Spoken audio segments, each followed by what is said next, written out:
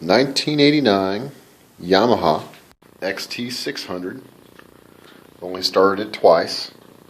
I ran it quite a bit more than that, but it's really hard to start. It's got a big desert tank on it. Curious if I've lost fuel, so I think it's leaking. Car problems got your head in the sand?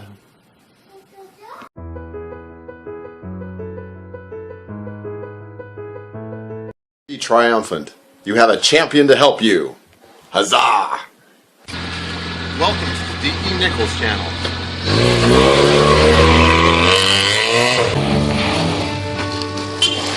AutoBravado.com. Looks pretty good in there. Looks like normal gas. Doesn't look any lower. But it's got to be at least slightly lower. It's bad when your bike comes with spare parts that aren't installed. So, I think I could get a lot better cooling if I got all this black paint. I got pictures of when he first bought it and it didn't have all this black paint. So I am leaking a little bit of fuel. This is where the oil filter gets changed. This is where he plugged up the hole for oil squirting his leg, he said. So I need a new one of these. It runs the tachometer. Right now I don't have the tachometer installed since it's kind of like, what's the point? But if I get a new one of these, hopefully everything behind it's in good shape. It's got this little worm gear that spins with it. It's kick-started, and it is very difficult to kick-start. Technically, you could have a second person. I'm not that good of a rider. That's insane.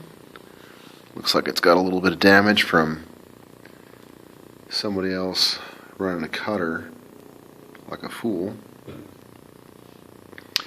It's got a dual exhaust, at least off of here, even though it's only one cylinder, 600 cc's. Gotta figure out where this fuel is leaking though. Reset on. Guys, I don't know what this is. Aha, it's got a second place that fuel can come out. So that's informative. Yeah, I'm kind of talking to my subscribers. These at least work. It's probably my fault that's bent. I've laid it down a few times. I haven't laid down this side. This isn't installed, and it's, as you can see, I'm going 20 miles an hour to stop. It's very fast. It's very fast. Bought all the light bulbs for this. I really shouldn't have. At the bike shop, they were $5 a piece. I'm sure I wasted my money. Should have bought an extra two.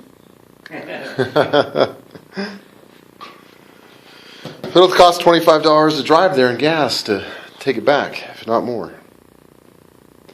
The back brake is squeaky, so it might need some love. Okay. I'm pretty sure I don't own one. I'm supposed to use a 14mm spark plug wrench. Maybe my Matco 14mm will suffice. I keep being told by my buddy, the one that owns the other one, on the 250L, that this is the best you can get, climber. Well, I've really enjoyed reading it. Learned a little bit here and there, not a lot. So far I haven't read much that I can't figure out, but it's really nice to know 14mm. So that is really nice. In the meantime, I got this halfway installed. I'm not going to be able to get RPMs out of it, like I said, until I replace that one part. But I've identified some of the light bulbs now that they're working. A couple more of them, I wasn't quite sure. I think the power was too low. But turn signal was working before, and now it's not, even though I didn't lay the bike down since. High beam light works real nice. I'll show you. So let's see. Get it to the run position. We see that we're in neutral. That's nice. Been charging the battery for a while. It recommends I don't do that. Yeah, the battery was just too low. So that's turn signal. And right now, one of my brand new light bulbs is already destroyed. That's wonderful. There's the turn signal. Okay. It's slowing down because the battery has so little reserve. So, oh, that's high and low. Okay, so high and low. High. I'm running out of power as I do this. Here. Signal right. Signal left. I haven't, oh dang it. Haven't checked brake yet. This is the rack that should be on here, I guess. Something like this. Heck, if I had it fully installed, I think it'd protect these lights. So I definitely want that. Brake light turn on? Yes, it does. Brake light turn on, want to do this? Yes, it does. Okay, we're doing really well. One of those really expensive light bulbs has already pissed me off, though. Look at that. Brand new. Burnt up. Wasn't even vacuum. How can a $5 light bulb not be pre-checked before it goes out the store? Well, anyway.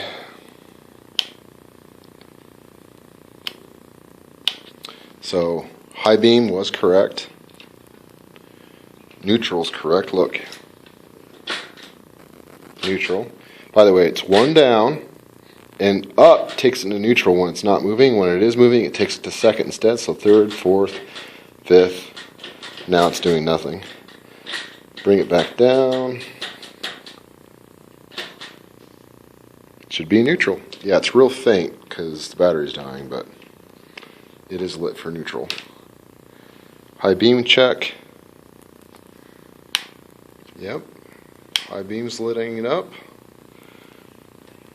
I really probably need a new battery. It's really weak. It also hasn't charged long. But if you've watched all my videos about charging batteries, oh, well, that's very encouraging. When I first started charging the battery, it was so dead that it was barely taking a charge, but I don't see this very often. It's actually woken up and it's taken almost an amp. That's very nice. Should also test the alternator. Riding for a few hours didn't seem to give the battery any life. That's actually a terrible sign. The manual says never charge the battery inside the vehicle because of the off-gassing. Well, there's chemicals that make it easy to clean that stuff off. It's probably everywhere anyway because those have some corrosion and need to be cleaned up. There's an oil reservoir right there on the right. Testing by function and putting them in one at a time. I've gotten all the lights working. Maybe you can't tell because I got my camera light on, but this is nicely lit up. This is nicely lit up.